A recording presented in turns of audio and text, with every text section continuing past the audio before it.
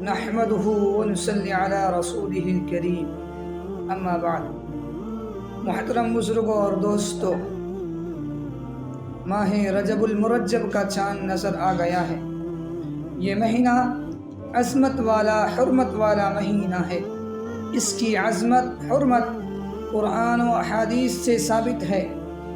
اللہ تبارک و تعالی نے 12 مہینوں میں سے 4 مہینوں کو حرمت والا قرار دیا ہے۔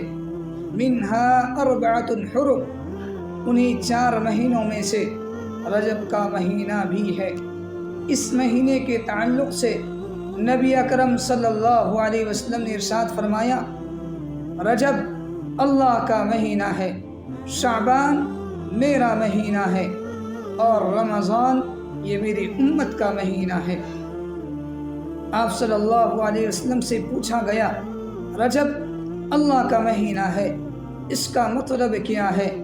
نبی اکرم صلی اللہ علیہ وسلم نے ارشاد فرمایا، یہ مہینہ اللہ کا مہینہ اس لیے ہے کہ یہ مہینہ مغفرت کے لیے خاص ہے۔ اس میں لوگوں کی جانوں کی حفاظت ہوتی ہے۔ اسی مہینے میں انبیاء علیہم السلام کو اللہ تبارک و تعالی نے اپنا قرب عطا کیا۔ اسی مہینے میں بہت سارے انبیاء علیہم السلام کو دشمن کے مقابلے میں کامیابی عطا فرمائی ہے، نجات عطا فرمائی ہے۔ اس مہینے میں نیکیوں کا ثواب بڑھا دیا جاتا ہے، دوہرا کر دیا جاتا ہے۔ تو ہمیں بھی اس مہینے کے اندر نیکیوں میں اضافہ کرنا چاہیے، نفل عبادات میں، روزوں میں، قرآن کریم کی تلاوت میں، ذکر و اذکار میں اضافہ کر دینا چاہیے۔ اسی طرح ہمیں اس مہینے میں گناہوں سے بچنے کی فکر کرنی چاہیے، اللہ تبارک و تعالی سے معافی مانگنی چاہیے اور توبہ استغفار کرنا چاہیے۔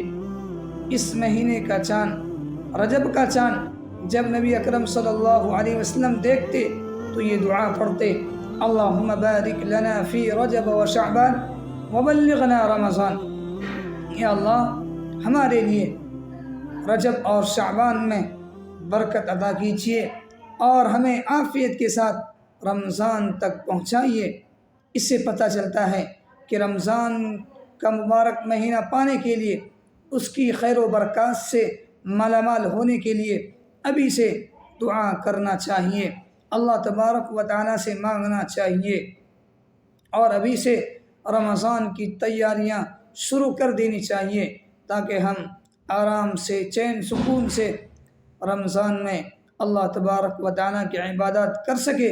جن حضرات نے جو میری بات سن رہے ہیں ابھی دعا نہیں پڑھی ہے تو دعا پڑھ لیں، اللہم بارک لنا فی رجب و شعبان وبلغنا رمضان۔